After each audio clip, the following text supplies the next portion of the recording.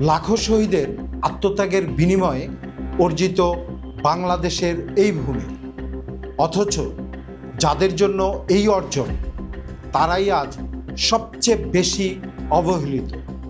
বলছি শহীদ মুক্তিযোদ্ধা আবুল হাশেমের কথা। স্বাধীনতার এত বছর পরও বাংলাদেশের মাটিতে নিজের অধিকার নিশ্চিত করতে যুদ্ধ করে যাচ্ছে তার নিজ পরিবার ও সন্তানেরা। আজ এই পর্বে আমরা জানব কিভাবে অন্যায়ের শিকার হয়ে নিজের জমি হারাতে হলো শহীদ মুক্তিযোদ্ধা আবুল হাশেমকে। আমি শহীদ আবুল হাশেমের মেয়ে নার্গিস পারভিন। আমার বাবা 1971 সালে পাকিস্তানের হাতে মারা যায়। আমি তার মেয়ে বলতেছি। আমার বাবা দারুস সালামে 4.25 জায়গা কিনছে, কিন্তু আমরা স্বাধীনের পরে আম্মা কয়েকটা ঘর উঠে ভাড়া দিছে। আমরা ভাড়া অনেক বছর ধরে আনা নেওয়া করছি। ভাড়া কে তুলতো? আমার মা তুলতো। মাঝে মাঝে যাইতাম আর কি। 1996 সালে শহীদ পরিবার হাশেম মিস্ত্রি নামের এক ব্যক্তির কাছে তাদের জমি দেখভালের দায়িত্ব দেন। কিন্তু ভাড়া নিতে গেলে নার্গিস পারভিনের মা শুধু ভাড়া থেকেই বঞ্চিত হননি, বরং হয়েছেন হামলা ও হয়রানির শিকার। আমি যাইতাম, আমার মা বোন যাইতো, আমার ভাইকে নিয়ে যাইতো, একা যাইতো না। তো দেখছে সরল সোজা, এই জন্য আর কি এই ইয়াটা করলো আর কি। উনি তো ভাড়া থাকতেন।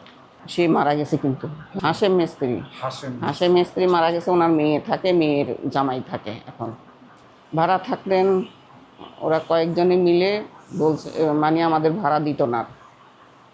কেন দিত না সেটাও জানি না, ভাড়া দিত না।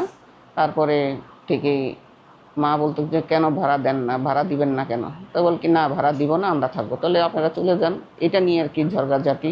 তারপরে আর মানে যাইতো না, দেখি সবাই নিয়ে ঝগড়াঝাটি করতো। মা হইল সরল সোজা, তাল বাহানা করতো, ভাড়া দিতে চাইতো না, বিভিন্ন ধরনের খারাপ কথা বলতো, ঝগড়া করতো। তারপরে আম্মা আর যাইতো না আর কি, যায় নাই। তারপর দূরের থেকে কথাবার্তা মানে মানুষের কাছ থেকে শুনতো যে কেন এরকম করে, ওরা টাকা দেয় না, তারপরে নইলে ওরা চলেও যায় না, ওরা দখল করে আসছে, ওরা কিছু কি করে না। তারপরে এরকম করতে করতে অনেক বছর কাটে গেল। তারপর তো আম্মা অসুস্থ হয়ে পড়ছে, আম্মা মারা গেল।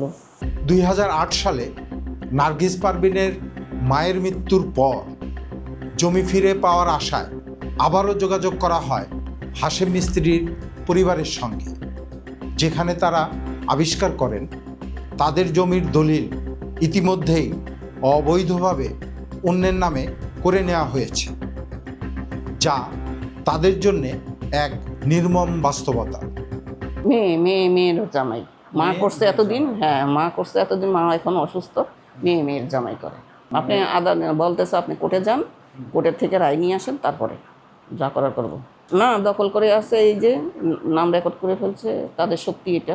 একজনের নামে রেকর্ড হয়েছে, মানে 4 জনে ভাগ করে নিবে, একজনের নামে করছে।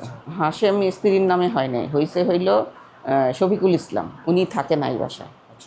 আর 3 জনে থাকে না, আমি চিনি না, আমরা তো ওইখানে থাকি না, আমরা চিনি না, পরিচয় দেয় না, সামনেও আসে না, শুধু এই 3 জনই ঝগড়া করে।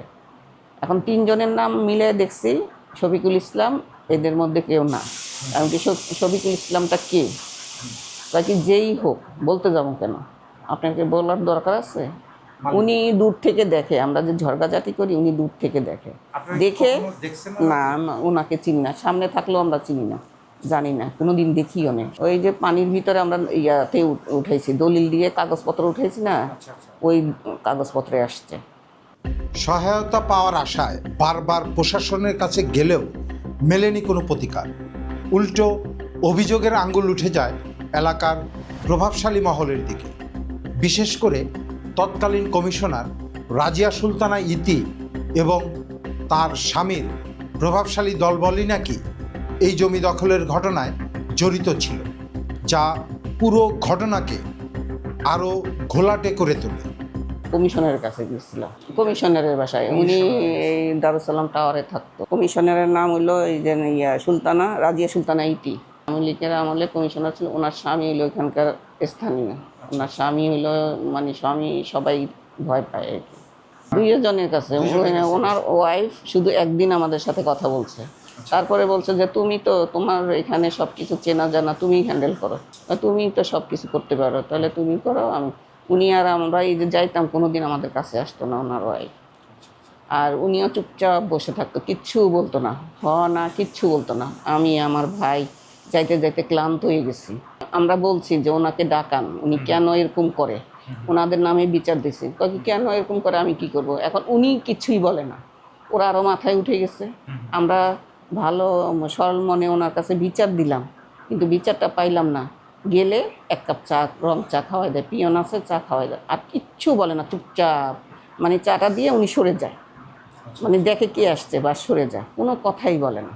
ওনার মামা তো ভাই পাশে আছে, আমরা যাই যদি কথা কাটাকাটি করি যে ভাষা ছাড়ো ভাষা ছাড়ো, প্রমাণও আছে আশেপাশে, বাসা ছাড়ো তুমি বা এখান থেকে চলে যাও।